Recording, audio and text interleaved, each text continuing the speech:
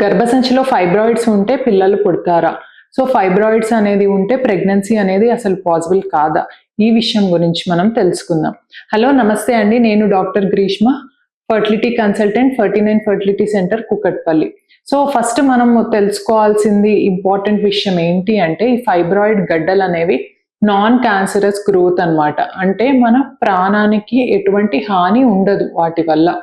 కాకపోతే మనకి ఈ యుట్రస్‌లో ఫైబ్రాయిడ్స్ వల్ల ఏంటి అంటే, మనకి కొన్నిసార్లు ప్రెగ్నెన్సీ ఎఫెక్ట్ అవ్వచ్చు. లేదు కొంతమందికి ఫైబ్రాయిడ్స్ ఉన్నా గూడా ఎటువంటి ఎఫెక్ట్ లేకుండా హెల్తీ బేబీస్ పుట్టొచ్చనమాట. సో, అది దేనిపైన ఆధారపడి ఉంటుంది అంటే, ఫస్ట్ మనకి ఫైబ్రాయిడ్ ఉన్నప్పుడు అది సైజ్ అది ఇంపార్టెంట్. దాని తర్వాత అది ఫైబ్రాయిడ్ లొకేషన్ అనేది ఇంపార్టెంట్ అనమాట.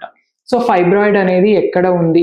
సో, మనకి ఎండోమెట్రియం లైనింగ్ ఏమన్నా అంటే దాని లోపల అనేది కూర్చుంటుందా? సో, బేబీ అనేది ఇంప్లాంట్ అయ్యేది మనకి ఎండోమెట్రియం దగ్గరనమాట. సో, ఆ బేబీ ఇంప్లాంటేషన్ సైట్‌లో ఏమన్నా మనకి ఫైబ్రాయిడ్ ఉందా? సో, మనకు ఆ ఇంప్లాంటేషన్ సైట్‌లో గనక ఫైబ్రాయిడ్ అనేది ఉంటే దాన్ని తీయించుకొని ముందుకెళ్ళాలనమాట.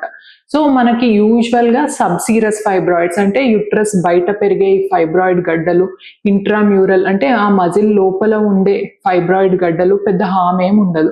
కాకపోతే మనకి సబ్మ్యూకస్ ఫైబ్రాయిడ్స్ అంటే మనకి యుట్రస్ లైనింగ్ లోపల ఉండే ఫైబ్రాయిడ్ గడ్డలు ఉంటే అది తొలగించుకొని ముందుకెళ్ళడం చాలా ఇంపార్టెంట్. ఎందుకంటే వీటి వల్ల మనకి బేబీ అనేది ఇంప్లాంట్ అవ్వకపోవడము, మిస్‌క్యారేజెస్ అవ్వడము, బాగా రక్తస్రావం అవ్వడము ఇట్లాంటివి గూడా చూస్తామనమాట. సో, మనకు ఆ ఫైబ్రాయిడ్ లొకేషన్‌ని బట్టి, సైజ్‌ని బట్టి మనం ట్రీట్మెంట్ తీసుకొని, ఆ తర్వాత మనం ప్రెగ్నెన్సీ ప్లాన్ చేసుకుంటే హెల్తీ బేబీ పుట్టడానికి చాలా అవకాశాలుంటాయి. Thank you.